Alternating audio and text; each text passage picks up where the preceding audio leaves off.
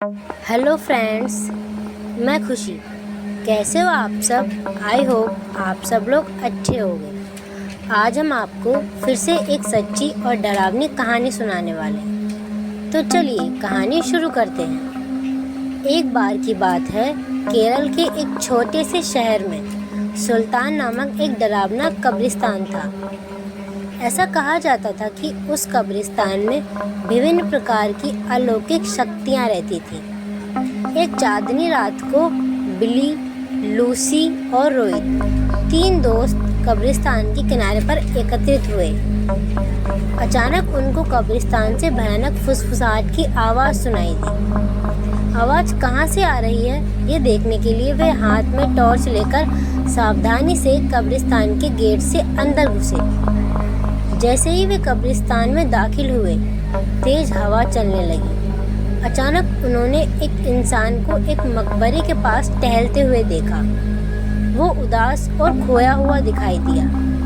इसीलिए बिली, लूसी और रोहित उसके पास गए और पूछा, कौन हो तुम और इतनी रात को यहाँ क्या कर रहे हो? तो उसने जवाब दिया कि मैं एक आत्मा हूँ और मेरा नाम अकबर है।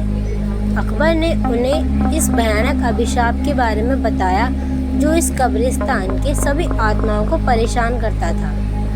हर रात एक प्राचीन चुड़ैल जागती थी और कब्रिस्तान पर जादू करती थी और अकबर जैसी मासूम आत्माओं को अपने वश में कर लेती थी। अभिशाप को तोड़ने का एकमात्र तरीका कब्रिस्तान के पीछे जंगल में एक पेड़ के नीचे छिपी हुई मंत्र पुस्तिका को ढूंढना और आधी रात से पहले उसे नष्ट करना था। जादुई पुस्तक ढूंढने का दृढ़ संकल्प लेकर बहादुर तिगड़ी अपने मिशन पर निकल पड़ी। उन्होंने अंधेरे में मकबरों के बीच रास्ता खोजा जंगल में जाने के लिए, और इस बात का ध्यान रखा कि आराम करने वाली आत्माओं को परेशान न किया जाए। रास्ते में उन्हें बोन्स नामक एक शरारती छोटे कंकाल का सामना करना पड़ा, जो उन्हें जादुई किताब को खोजने में मदद करने के लिए तैयार हो गया। वह कंकाल उन्हें एक पुराने आम के पेड़ के पास ले गया और कहा, इस पेड़ के पत्ते सब अपने पास रख लो। अगर ये पत्ते तुम्हारे पास रहेंगे तो वह चुड़ैल तुम्हारा कुछ नहीं बिगाड़ सकती और ये पत्ते तुम्हें जादुई किताब हासिल करने में मदद करेंगे। यह कहकर वह कंकाल वापस कब्रिस्तान की तरफ चला गया। आम के पत्ते को अपने हाथ में लेकर तीनों दोस्त जादुई किताब ढूंढने लगे।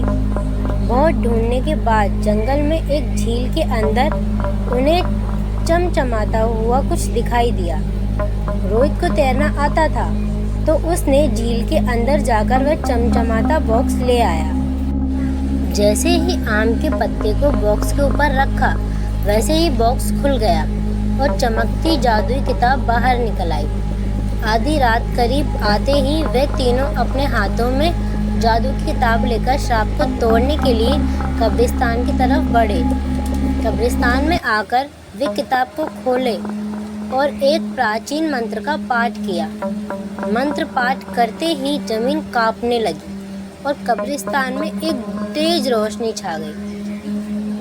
वह चुड़ैल जाग गई और गुस्से में दिखाई दी, लेकिन उसकी शक्ति धीरे धीरे कमज़ोर हो रही थी। उसने बिली, लूसी और रोहित को जादुई किताब पढ़ने से रोकने के लिए अपनी जादुई शक्ति का प्रयोग किया, लेकिन उन तीनों पर कोई असर नहीं हुआ, क्योंकि तीनों के पास आम के पत्ते थे जो उनकी रक्षा कर रहे थे।